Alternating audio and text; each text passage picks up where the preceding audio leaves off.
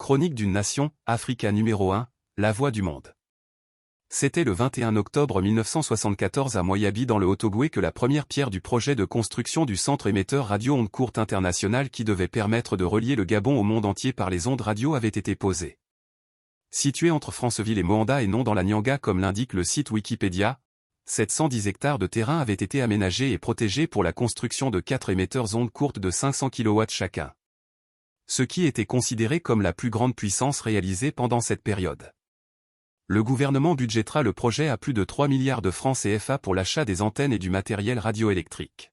En décembre 1978, lors des entretiens entre les gouvernements français et gabonais, le Gabon avait soumis le projet à la France, en sollicitant une participation technique. L'année suivante avait été marquée par la mise sur pied de l'assistance française. Les deux gouvernements optèrent pour la société financière de radiodiffusion Sofirad, qui gérait déjà les stations périphériques françaises Europe 1, Monte-Carlo, Radio Sud. Pendant la période d'expérimentation de septembre à décembre 1979, la participation française se matérialisera par l'envoi des techniciens de TDF, Télédiffusion de France, et financera partiellement le fonctionnement de la centrale électrique de Moyabi. C'est le 19 août 1980, après la célébration de l'indépendance, que le Gabon et l'État français signeront 2 conventions relatives à la participation française aux travaux du Centre international d'ondes courtes de Moyabi qui avait été baptisé Africa numéro 1. Au mois de mai de la même année, en accord avec le gouvernement gabonais, la Sofirad devenait actionnaire de la société gabonaise d'exploitation Africa numéro 1 avant même son inauguration.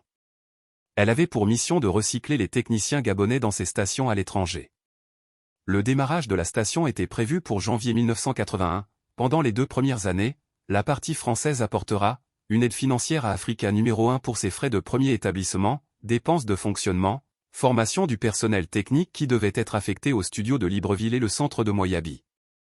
Elle prenait également en charge certains postes d'assistance technique de haut niveau. Ainsi en 1981, le Gabon par Africa numéro 1 était l'unique voix du continent écoutée dans le reste du monde.